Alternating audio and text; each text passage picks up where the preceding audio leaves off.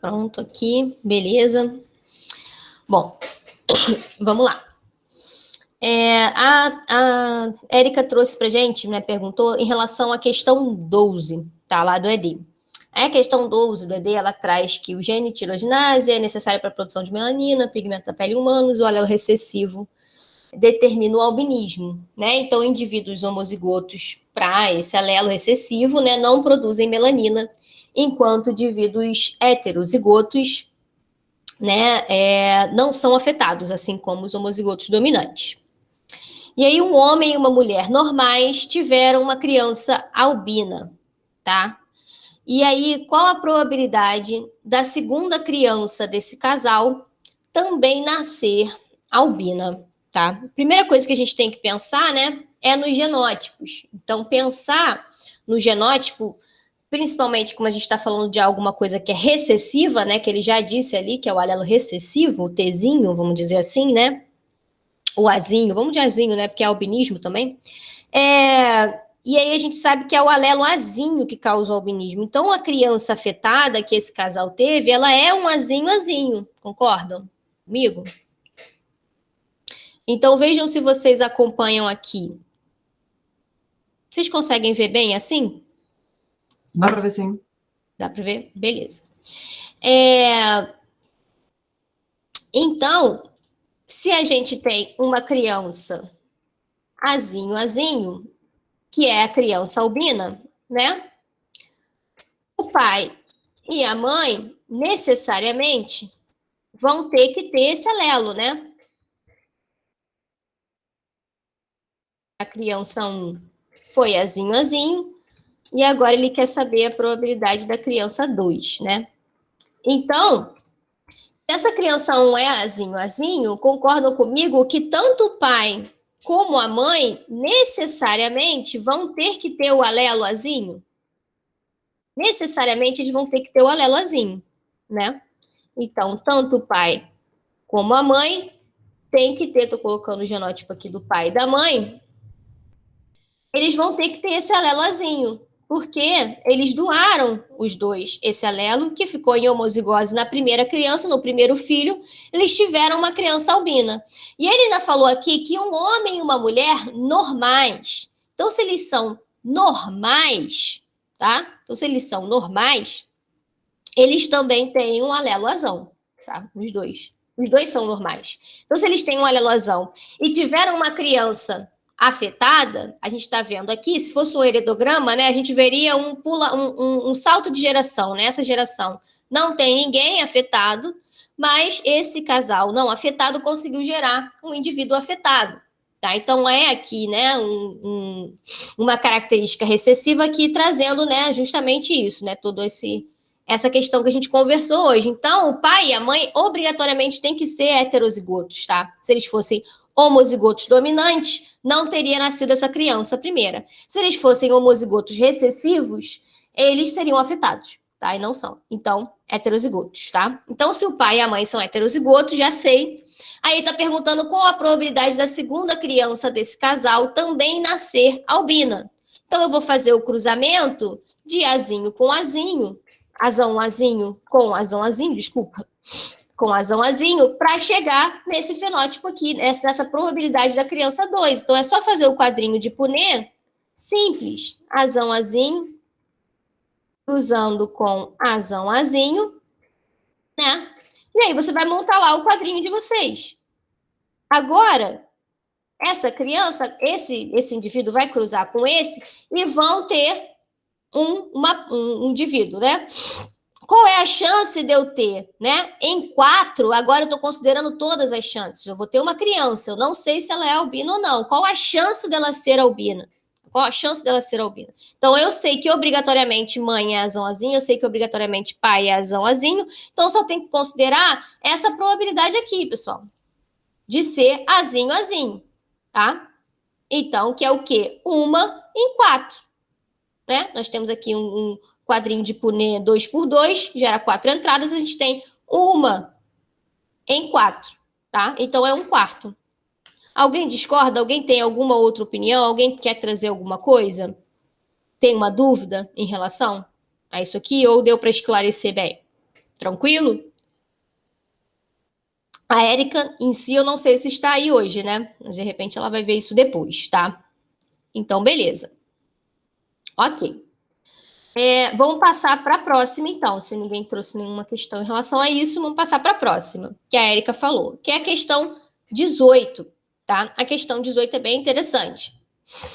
Né? Aqui na questão 18, eu falo que tem um canil, né, que tinha para venda lá um Cocker Spaniel de coloração chocolate, por várias gerações. Aqui eu já estou dizendo que é por várias gerações aquele canil foi reproduzindo um tipo lá de cachorro que tinha essa característica da cor dele, da pelagem, ser chocolate. Por várias gerações. O que eu estou dizendo aqui, falando isso? Estou falando que esses indivíduos desse canil, eles são linhagem pura para esse gene que a gente vai estar falando, enfim.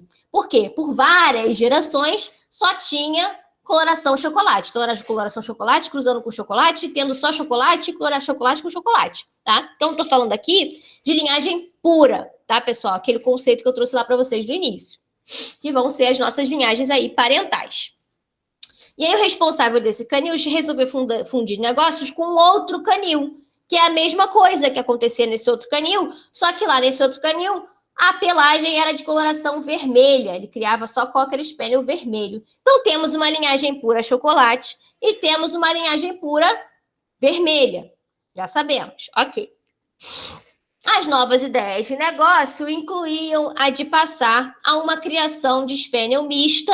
Então, eles quiseram cruzar, né, os indivíduos de um canil com o outro canil, cruzar as duas linhagens para ter uma prole mista. Era o que eles queriam, era ter uma prole mista, né? Ter tanto chocolate quanto vermelho, de repente era isso que eles esperavam. E aí eles cruzaram uma linhagem pura chocolate com uma linhagem pura vermelha e tiveram uma F1, tá? Então pensa já na linhagem P, pensei em minha F1, saiu o quê? O que deu, né? A prole foi inteiramente formada por Cocker Spaniel preto, desculpe. Por Cocker Spaniel preto, tá? Somente Cocker Spaniel preto que eles tiveram desse cruzamento. Aí já pensa, relembra, linhagem pura, cruzou com uma outra linhagem pura de fenótipo diferente. Cruzei as duas, cheguei numa F1 100% de um determinado fenótipo, eu já sei que essa minha F1 é heterozigota. Já sei que essa minha F1 é heterozigota. Porque se eu tenho linhagem pura, então homozigoto para uma característica, homozigoto para o outro alelo, e aí quando cruzou, tive o meu heterozigoto ali, tá? Então, tenho ali essa linhagem preta, essa F1, que na verdade não teve nenhum fenótipo parecido nem com a mãe, nem com o pai, teve um outro fenótipo aparecendo aí, né? Essa linhagem é a linhagem que é F1 heterozigota. Ela vai ser heterozigota para um gene, para dois genes, não importa. Ela vai ser heterozigota, ou dupla heterozigota, ou monoheterozigota, tá? E aí, depois, o que ele fez? Ele pegou macho e fêmea da pelagem preta, ou seja, pegou a linhagem F1, a geração F1, cruzou ela com ela mesma. Agora eu estou fazendo meu cruzamento entre os híbridos, né? Entre os meus heterozigotos. Sejam eles monohíbridos, sejam eles dihíbridos. Estou cruzando agora os híbridos da F1. Vou ver o que vai acontecer na minha F2. O que vai acontecer na F2? O que aconteceu? O resultado da F2 foi o seguinte. O resultado foi que várias proles reunidas nesses cruzamentos, nos 2 anos seguintes, resultaram em 195 cachorrinhos pretos, 70 vermelhos, 62 chocolates e apareceu uma quarta cor, tá? Então, eu tenho aí 4 fenótipos, tá? Aparecendo. Uma quarta cor, que é a cor lima, uma cor lima, tá? Então, eu dispus aqui, ó, o cruzamento teve 195 pretos, 70 vermelhos, 62 chocolates, 21 lima. O total, às vezes, é importante a gente botar o total aqui. Esses números não são aleatórios, são números em um total de 348. Eu tive esses números para cada um desses fenótipos, tá? E agora eu quero trazer, que vocês me tragam na questão, dar uma explicação genética para essas diferenças de coloração. Trazer símbolos também para esses genes, que vocês podem trazer o que vocês quiserem. Ah, eu quero usar a letra A, é o gene A, é o gene B, enfim, pode falar. Pode usar o símbolo que vocês quiserem, desde que vocês disponham lá, o gene tal, e tal alelo é para tal coloração, tal alelo é para tal coloração, né? Deixar lá bem explicadinho na questão, tá? Agora, como é que a gente vai explicar geneticamente isso que aconteceu, né? Vamos pensar, se fosse um gene só, porque a gente só está vendo uma característica aqui, a gente só está vendo coloração do pelo. A gente não está vendo cor e forma do pelo, a gente está vendo só a cor do pelo. Só que a cor do pelo não tem só duas possibilidades de coloração. A gente tem preto, vermelho, chocolate e lima. Temos quatro fenótipos aí possíveis para a cor do pelo, né? Mas será que a gente está falando de um gene que vai gerar somente essa característica? Será que é só um gene que vai ser responsável? Bom, para a gente saber isso, a gente tem que pensar nas proporções fenotípicas. Porque quando a gente cruzou, pensa lá, essa F1 é heterozigota. Quando eu cruzo heterozigoto com heterozigoto, monohíbridos, lá no que o Mendel fez, ele teve lá heterozigoto cruzando com heterozigoto, vai ser esse mesmo quadrinho aqui, né? Se a gente for um gene só, estamos pensando num gene só, heterozigoto cruzando com heterozigoto na F1, eu vou formar um quadrinho aqui de 4 entradas, eu vou formar uma proporção de 3:1, né, dominante em relação ao recessivo, ou se for uma dominância incompleta, no máximo eu vou gerar, também falei para vocês, 1:2:1, né? 3 fenótipos possíveis. Mas eu tive 4 genótipos possíveis, né? Bom, vamos pensar na outra possibilidade. A outra possibilidade é se eu tiver, ao invés de um gene só, eu ter 2 genes responsáveis por essa coloração aqui, tá? Quando eu tenho 2 genes, eu já falei para vocês que existem proporções fenotípicas que vão levar em conta aí 4 fenótipos, né? E aí, se a gente comparar isso lá com o que Mendel teve, né, nos cruzamentos de híbridos lá de Mendel, então, relembrando, se forem 2 genes, né, que segregam independentes e tudo mais, se forem 2 genes responsáveis por essa característica, eu vou ter lá a proporção fenotípica que o Mendel teve. Então, se vocês olharem lá nos slides, né, que eu montei, que eu mostrei para vocês e tudo mais, né, o cruzamento de híbrido, agora considerando 2 genes, A e B, por exemplo, tá? Poderia ser A e B.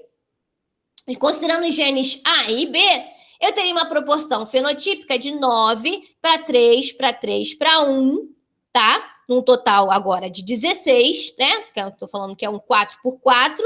Nosso quadrinho vai ser 4x4, vai ter 16 entradas. E aí eu vou ter num total de 16, 9 com esse genótipo aqui que eu falei para vocês. Lembra que eu mostrei? Azão qualquer coisa, Bzão qualquer coisa, daria um fenótipo.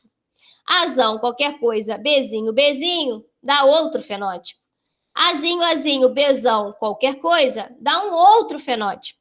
E Azinho, Azinho, Bzinho, Azinho, dá um 4º fenótipo, né? Então, vamos ver se como é que eu consigo entender se essa proporção fenotípica aqui está sendo presente aqui. É só fazer a razão, pessoal. Lembra da razão? Fazer a razão. Como assim a razão? Pega o menor número, no caso aqui, dentre eles, é o 21. Divide 21 por 21, vai dar 1, né? Divide o 21 por 21, vai dar 1. Então, eu vou dividir 195 por 21, 70 por 21 e 62 por 21. Eu dividindo todos eles aqui por 21, o que eu vou ter de resultado? Quantos pretos eu vou ter para 1 lima? Quantos vermelhos eu vou ter para 1 lima? E quantos chocolates eu vou ter para 1 lima? Tá? Fazendo essa razão, vocês vão encontrar, por exemplo, né? Então, assim, pensando, né, fazendo essa razão, se eu tiver esses meus genótipos aqui colocados para esses daqui, fazendo a razão, vocês vão ver que os valores que vocês vão ter, tá? Vai ser mais ou menos, esse daqui eu não fiz a razão, esse aqui eu fiz regra de 3. Mas vamos fazer nós juntos aqui. Mas dá no mesmo. Vou fazer aqui no vídeo para vocês verem também. Se eu fizer a razão, vamos lá. 21 dividido por 21 vai dar 1. Então, eu tenho 1 lima. Para cada 1 lima, quantos chocolates eu tenho? 62 dividido por 21. Façam aí. 2,95. Quantos vermelhos para cada um, Lima? 70 dividido por 21. 3,33. E quantos pretos para cada um, Lima? 195 dividido por 21. 9,28. Isso quer dizer, então, que eu tive 9,28 pretos para 3,33 vermelhos para 2,95 chocolate para 1 Lima. Olha como esses números são parecidos com a proporção fenotípica lá, né? Considerando 2 genes, tá? Então, eu tenho 4 classes fenotípicas, tá? Tem uma proporção fenotípica de 9 para 3 para 3 para 1. Tem uma característica única, então, estando ali presente, a partir, né, sendo responsável por aquela única característica, 2 genes, o gene A e o gene B, tá? Então, isso quer dizer que eu tenho justamente isso daqui que eu vou ter aqui, tá? Então, eu tenho esses pretos, eles vão ter esse genótipo aqui. Esses pretos, eles têm minimamente azão, um alelo azão e um alelo bezão. Os vermelhos têm, por exemplo, Bzinho, Bzinho, então tem recessivos para um gene, e para o outro gene eles têm pelo menos um alelo dominante. O contrário para os chocolates, que aparecem também numa proporção de 3, né? E o Lima, essa outra característica que apareceu, é justamente o duplo recessivo, tá? Então, se vocês forem ver lá nos slides em que a gente falou sobre interação gênica, o que está acontecendo? Eu tenho 2 genes para uma única característica. Eles estão interagindo entre eles para chegar nesse fenótipo, tá? A interação entre eles, entre esses 2 genes, é que gera esse fenótipo. Se eu tenho uma proporção fenotípica de 9 para 3 para 3 para 1, eu não tenho um determinado alelo sobrepondo-se em relação ao outro, tá? Quando eu tenho os 2 alelos, né, dominantes em conjunto, eu formo preto.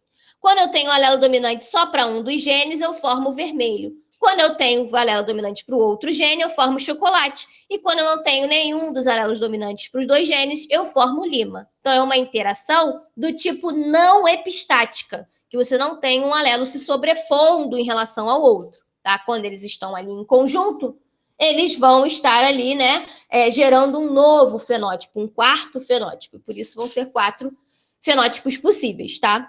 É uma interação, mas não é uma interação epistática. Tá? No caso da epistática, vai ter que estar acontecendo ali, né, uma epistasia, né, um se sobrepondo em relação ao outro, e aí acaba que você vai ter 3 fenótipos apenas possíveis, tá? Deu para entender?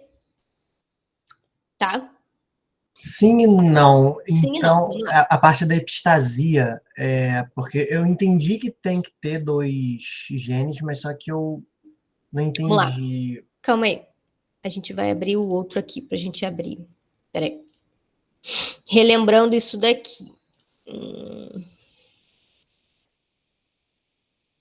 Aqui. Interação não epistática. Aqui, depois disso aqui. Aqui. Esse foi o exemplo que eu dei para vocês de interação não epistática, tá?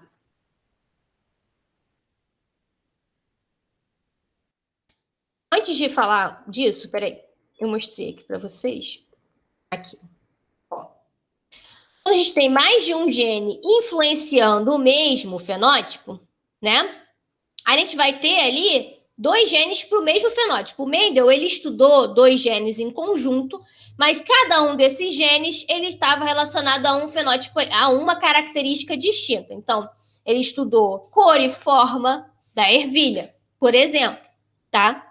Quando ele fez os cruzamentos, né, de híbridos e ele estudou 2 genes em conjunto, o gene para cor e o gene para forma, quando ele fez esses cruzamentos, ele teve lá as proporções do híbrido cruzando um com o outro de 9 para 3 para 3 para 1, tá? Só que o Mendel teve eram fenótipos, né, de cor e forma, era uma combinação cor-forma. Era amarelo, liso, que eram completamente dominantes, ou seja, dominantes para os 2.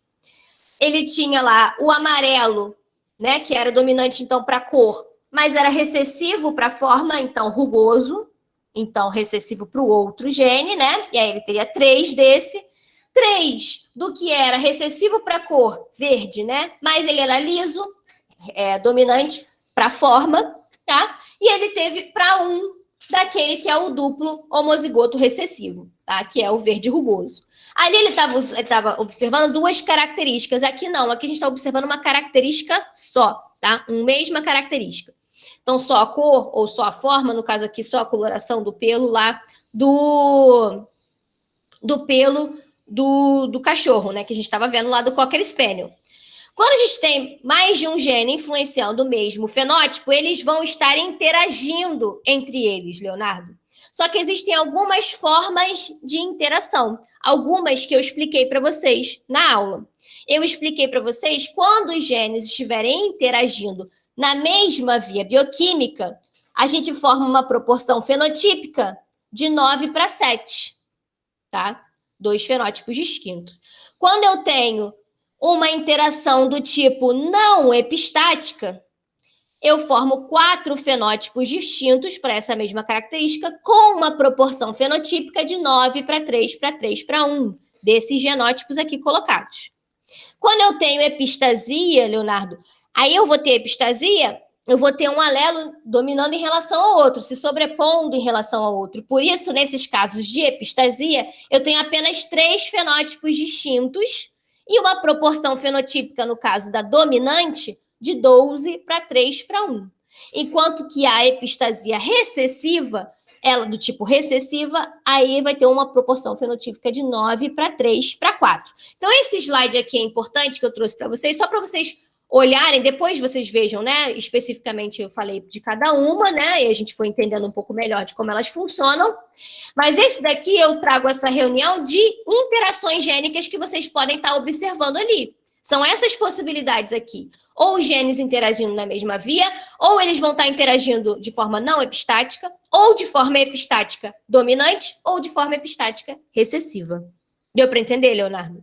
Sim, sim, agora foi isso. Eu estava precisando lembrar da aula passada. Isso, relembrar um pouquinho dessa aula, né? E aí, então, a interação não epistática que eu mostrei no exemplo da aula foi da crista das galinhas, lembram? Então, o que a gente tinha era o gene E, que formava crista rosa ou crista simples quando estava em recessivo, o gene E, que era de crista ervilha e crista simples quando estava recessivo, mas quando você tinha os 2 dominantes em conjuntos, formava um novo fenótipo, né? O duplo heterozigoto, ele tinha um fenótipo do tipo nós, né? Tanto o duplo heterozigoto quanto o Rzão, Ezinho, Ezinho, Ezão, Ezinho, o Rzão, Rzinho, Ezão, Ezão, né? Ou o Rzão, Rzinho, Ezão, Ezinho, né? Todas essas possibilidades aqui. Quando você tem minimamente um Rzão e um Ezão, você tem aí o fenótipo nós. Então, o cruzamento de híbrido aqui dava 9 do nós, para 3 do ervilha, para 3 do rosa, para 1 do simples. Mesma coisa que a gente teve lá para os cachorros, só que agora a gente teve, né? 9 do preto, para 3 do vermelho, para 3 do chocolate, para 1 do lima, tá? Beleza? Então, e aí o que é interessante de botar na resposta, né, em si, é a gente colocar, né, que, né, explique a genética dessas diferenças de coloração. É o que? É explicar que a gente tem 2 genes, desculpe, 2 genes interagindo com uma interação do tipo não epistática, né? Então diz lá que não é epistática por conta da proporção. Por quê? Né? Por quê? Por conta da proporção fenotípica de 9:3:3:1, né? Aproximadamente 9:3:3:1, nos cruzamentos que a gente observou, e aí de símbolos, né? Para mostrar. Então, esses pretos, qual é o genótipo deles, né? Criando símbolos, genes e genótipos, para os genes e genótipos relacionados a esses fenótipos descritos. Então, eu tenho o meu fenótipo aí, que é o preto, eu quero saber qual é o genótipo dele. Esses pretos, eles são o quê? Eles são azão, qualquer coisa, bezão, qualquer coisa, né? Quer dizer que eles estão com ao menos, né, um alelo dominante para cada um desses 2 genes, tá? Então, sei lá, se vocês forem usar A e B, azão, alguma coisa, bezão, alguma coisa, ou se você V de vermelho e C de chocolate, né? Czão, alguma coisa, Vzão, alguma coisa. E o vermelho, ele tem lá Vzão, alguma coisa, Czinho, Czinho. Por isso que ele fica vermelho, né? E o chocolate, ele é Vzinho, Vzinho, aí é Czão, alguma coisa, né? Por isso que ele é chocolate. E quando você tiver ausente os alelos dominantes, aí você tem essa outra cor, que é a lima, tá? Beleza? Essa era a questão 18 que eu tinha para comentar com vocês, tá? Podemos passar para 19? Sim? Beleza. Então, a 19, também perguntaram, vai ser um pouco muito baseada com o que a gente teve na última, tá? Só que aqui tá até mais fácil de vocês montarem, né? Porque na última vocês teriam que pegar um caderninho ali e botar, né? E não, peraí, se a linhagem é pura, cruzou, formou uma F1 totalmente, então tá bom. Aí aqui eu já dei, né, a figura já montada para vocês, né? Eu tenho uma linhagem aqui, ó, P, que era branca e verde, cruzei branca com verde, formei a minha F1, que foi 100% branca. Então, já sei que a minha F1 é heterozigota, não importa se é mono heterozigota, se é só para um gene, para 2 genes, é heterozigota, tá? Beleza. Aí, né, agora, depois que a gente teve o cruzamento, então, de F1 com F1, então já vou ter um cruzamento de heterozigotos. Ou é para um gene, ou é para 2, vamos ver.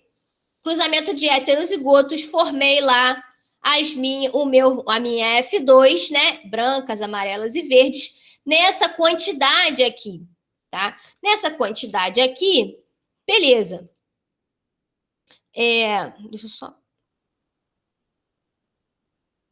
Mais fácil. Então, nessa quantidade aqui, tá? Beleza. Agora, o que eu vou ter que fazer? Eu vou ter que fazer a razão. Então, já dei a dica da última questão, né? Quando vier isso, né? Agora eu falando, né? Sabendo a variação de cor da abóbora está relacionada... Ah, sim, a própria questão eu já ajudei vocês. Já disse que a variação da cor, né? A abóbora está relacionada à interação de 2 genes, tá? Então, já falei que está relacionada à interação de 2 genes. Propõe uma hipótese genética para explicar esses resultados, tá? Que foram obtidos aí dos cruzamentos, indicando o genótipo para os indivíduos das 3 gerações. E depois eu ainda quero que vocês indiquem os genótipos, né? Como eu falei na última, né? Indicando os genótipos, né? Branca, amarela, verde. Para ser branca tem que ser esse genótipo aqui, para ser amarela tem que ser esse, para ser verde tem que ser esse. Mas eu quero que vocês indiquem não só da F2, mas da F1 e da P, e da geração parental P. Vai dar para determinar isso sim, tá? E dizer se há uma evidência de epistasia dominante ou recessiva e justificar a sua resposta. Para isso, eu tenho que ver a proporção fenotípica. Então, eu vou fazer basicamente o que eu fiz no outro. Vou fazer a razão. 41 dividido por 41 vai dar 1, né? Agora, vamos fazer a razão daqui para as amarelas e para as brancas, por exemplo. Peguem a calculadora de vocês e façam lá. 508. Quantas brancas para uma verde? 508 dividido por 41. 12,4 que deu. Vamos pegar agora as amarelas. Para uma verde, eu tenho quantas amarelas? 127 dividido por 41. 3,1 aproximadamente. Então, a gente tem 3,1. Então, eu tive uma proporção fenotípica de 12,4 para 3,1 para 1. Isso está muito próximo de 12 para 3 para 1. E eu acabei de mostrar para vocês as proporções fenotípicas, né? Que a gente mostrou ali das opções, né? E isso está com cara de epistasia do tipo... Leonardo, já chegou a alguma conclusão aí? Sozinho, de repente? Que está mais... Não, é que eu tinha ido no banheiro. Aí... Ah, tá. Mas pelo que eu lembro, então, essa daí é a... Quando chega o 12 aqui, né? O 12 é a união do 9, exatamente, Caio, muito bem. É a união, né? Daqueles que seriam presentes alelos dominantes para os 2 genes e para um deles, né? Então, eles ficam com o mesmo fenótipo, porque eu tenho um alelo epistático dominante nesse caso. Então, eu tenho uma epistasia dominante. E aí, eu gero essa proporção fenotípica que o Caio botou perfeitamente. Então, já vai indicar que é dominante. Justificar a resposta? Tem que justificar. Não adianta botar só epistasia dominante. Vou dar 1/10. Epistasia dominante por quê? Por conta da proporção fenotípica. A proporção fenotípica foi de 12 para 3 para 1, que indica uma epistasia dominante, tá? Agora, tenho que indicar os genótipos para esses indivíduos, tá? Na epistasia dominante, né, eu já tenho que esse 1 aqui, se eu for usar Azinho A e B, genes A e B, esse daqui é o duplo homozigoto recessivo, vocês vão ver lá no meu slide, tá? Esse daqui vai ser o quê? Recessivo para um dos genes e tendo pelo menos um dominante para o outro gene. Vou indicar qualquer um aqui, ó. Vou botar, por exemplo, razão a alguma coisa. Quando eu tiver, então, Azinho, Bzão, alguma coisa, eu tenho ela amarela. E aí, agora, esse cara aqui, que é o 12, justamente é o caso da epistasia, que causou a epistasia dominante. Porque quem for Azão qualquer coisa, Bzão qualquer coisa, e quem for, né, Azão qualquer coisa, Bzinho, não importa, eu vou ter o mesmo fenótipo, né? Aí você pode falar isso ou isso aqui também.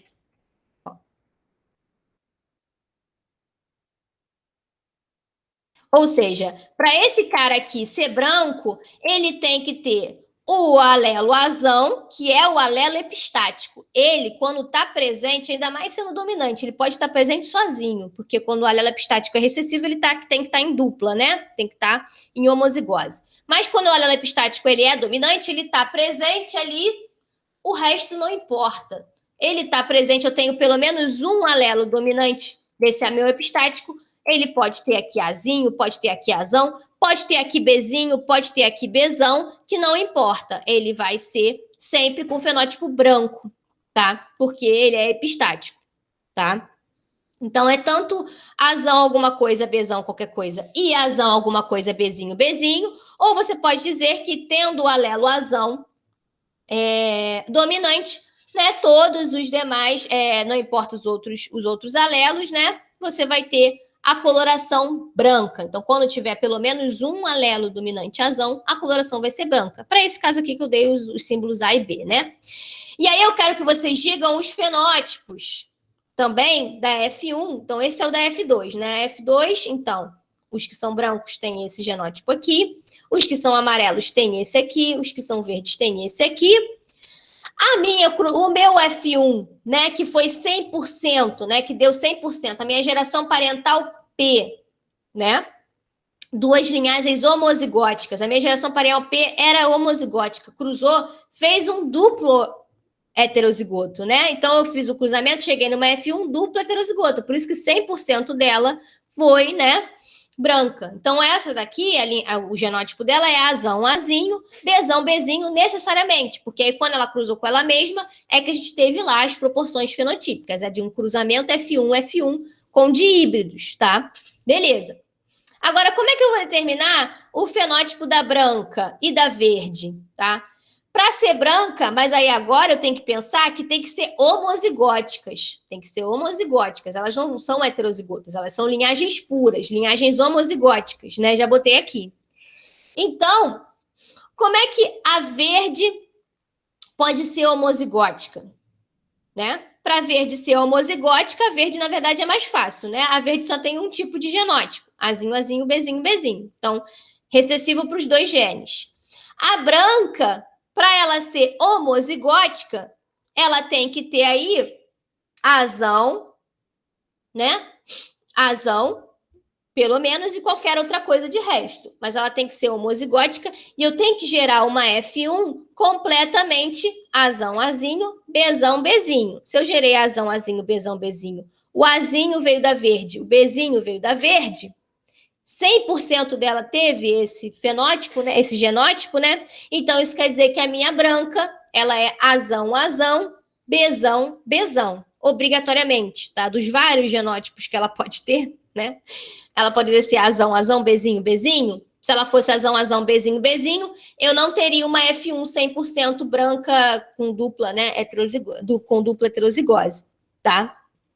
Aí tem que pensar nisso quando for determinar os genótipos da parental, tá? Isso aqui nessa questão e em outras que possam surgir. Tem que pensar em qual é o genótipo da prole, que você vai ter mais certo, provavelmente, inicialmente, e depois pensar com relação ao fenótipo, qual é, né, o genótipo da geração P, já que eu pedi aqui também, tá? É isso. Então, é essa questão, você tem que falar tudo isso aí, tá bom? Tudo isso aí eu vou considerar, né? Esquecer uma parte, eu desconsidero, mas enfim, tudo é considerado. Beleza? Deu para entender bem essa daí, a número 19? Vou para 21, então. 21, ela pediu a 21 e a 35. É a 21 essa, né? É 35. Não, essa não é a 21, não. Essa é a 20. Eu que botei errado. Essa é a 21. E essa é a 35. 7 e 23. Tá, Daiane, deixa eu só terminar essas daqui, aí eu falo dessas daí. Peraí. 21. A 21 é bem simples, tá? Vocês não conseguiram fazer porque vocês não tinham tido a aula de hoje.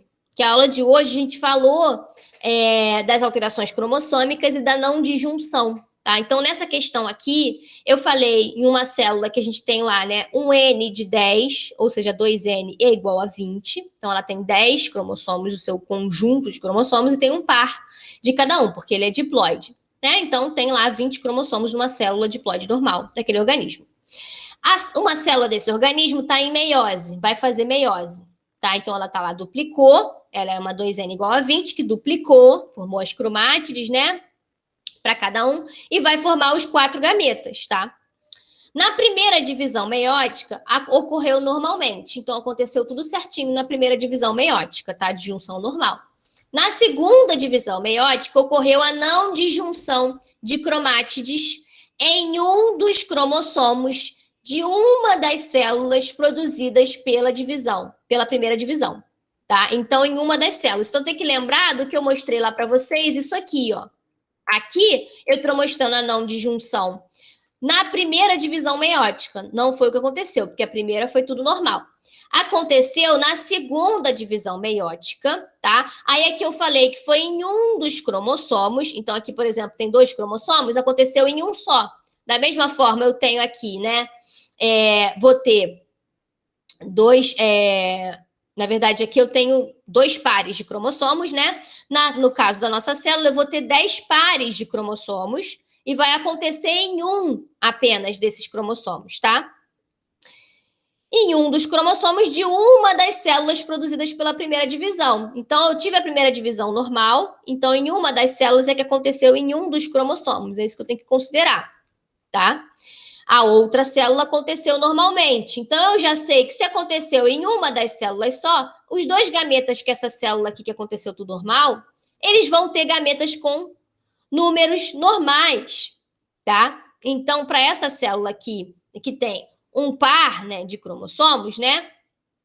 Ela é um 2N igual a 4, essa célula daqui, né? Nesse caso aqui, eu tenho um N de 2, tá? Então, essas células aqui, que essa célula não aconteceu nada de anormal, né? A disjunção aconteceu normalmente, eu tenho um N de 2 normal.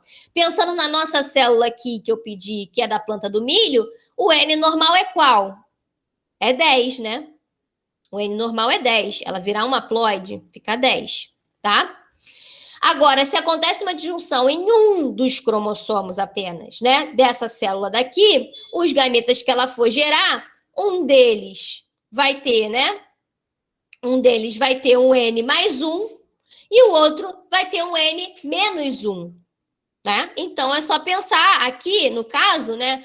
O nosso N é igual a 2, então é 2 mais 1, 3. E aqui é 2 menos 1, 1. Tá? Por isso que aqui tem 3 cromossomos, aqui tem 1 cromossomo, porque aqui eu tô falando de uma célula 2N igual a 4. Agora eu tô dando para vocês um outro número, 2N igual a 20, ou N igual a 10, tá? Então é só vocês fazerem isso daqui, pensarem nisso daqui. Duas vão ter, né, um número, né, um N 10, e aí eu vou ter um gameta com N mais 1 e um outro gameta com N menos 1. Vou ter 10, 10, né, um N mais 1, outro N menos 1, tá? Então, isso daqui é só porque vocês não tinham visto ainda essa parte que eu dei hoje, tá? Se acontecesse a não disjunção na primeira divisão meiótica, aí, né, seria diferente, e aqui tá mostrando para vocês o resultado, tá? Essa figura ajuda bastante, beleza? Vou passar, então. Ninguém falou nada, ninguém perguntou. Então, perguntando aí, a Érica falou da questão 35, para terminar, acho que a Érica pediu, é a questão 35, que é sobre as anomalias cromossômicas. Então, vocês tiveram dúvida, porque eu também não tinha falado ainda. Hoje eu falei para vocês, então, da aula de hoje vai ser mais fácil de vocês compreenderem, tá? Né? A gente falou de alterações cromossômicas, se envolve um gene específico ou não. A gente falou disso, né? São alterações em larga escala, vão estar alterando aí diversos genes, né? A gente falou das aneuploidias e das euploidias. Nas aneuploidias, parte do conjunto está alterado, nas euploidias aberrantes, né? A gente tem aí o conjunto inteiro sendo alterado. A gente falou que isso em humanos, né? É muito mais inviável as euploidias aberrantes do que as aneuploidias. As aneuploidias são mais viáveis, né? A gente tem indivíduos aí na população que são aneuploides, tá? Só com uma condição genética específica associada a eles, tá? E a gente falou das alterações estruturais e falamos das alterações estruturais, né? Do tipo deleção e do tipo inserção sendo não balanceadas ou desbalanceadas, e das alterações do tipo translocação e do tipo inversão, que são aí balanceadas, né? Então, a gente vendo isso, vocês vão conseguir responder direitinho essa questão aqui, tá? Acho que não tem problema, vou falar só isso mesmo em relação a elas, tudo bem? Alguém teve uma dúvida específica? Vamos, então... Como essas questões são de múltipla escolha, pessoal, não adianta eu ficar falando qual é a resposta especificamente, que aí não adianta de nada, não vai trazer em nada em conhecimento para vocês, né? Mas as questões que não são, que são discursivas, eu nem expliquei um pouco mais, que é para vocês desenvolverem a resposta de vocês, né? Ali. A interpretação e a resposta de vocês. Agora vamos para a questão 7 e 23. Deixa eu parar a apresentação aqui, que eu tenho que abrir aqui de cabeça. Ninguém lembra. Aqui. Acho que vocês estão vendo agora. Estão vendo agora, né? O ED. Isso, dá para ver sim. 7. Peraí, tem que voltar.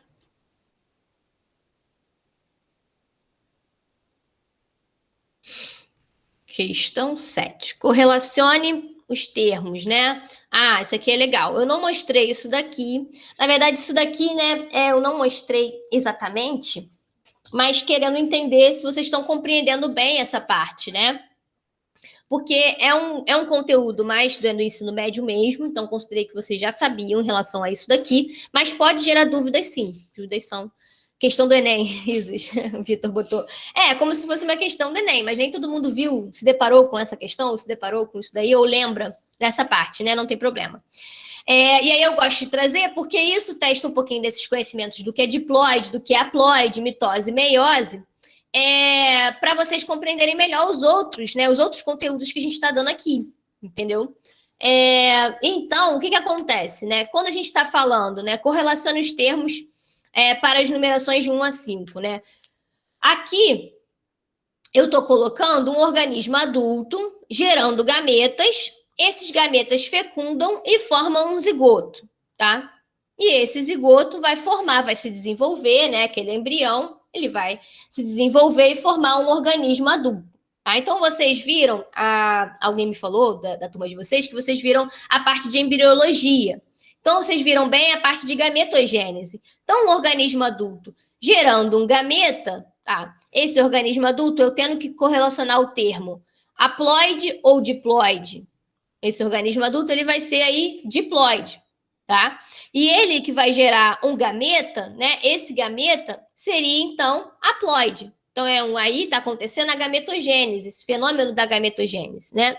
E a gametogênese, como vocês bem sabem, está baseada aí em mitose ou em meiose? Em meiose, né? Então, a gente tem aqui o organismo diploide formando os seus gametas a partir da meiose, tá?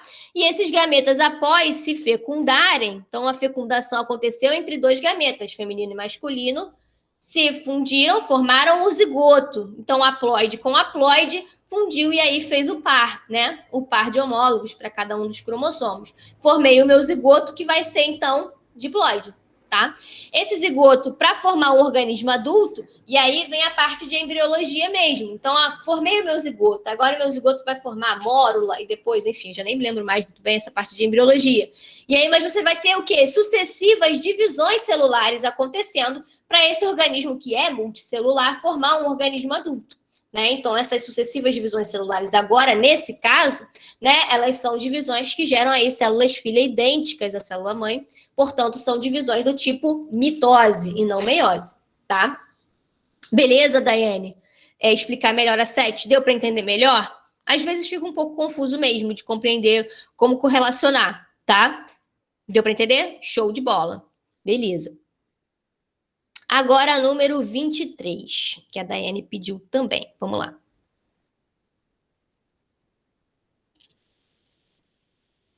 Vinte e três.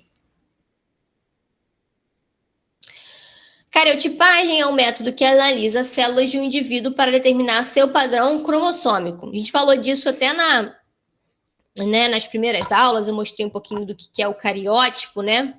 Que é montado.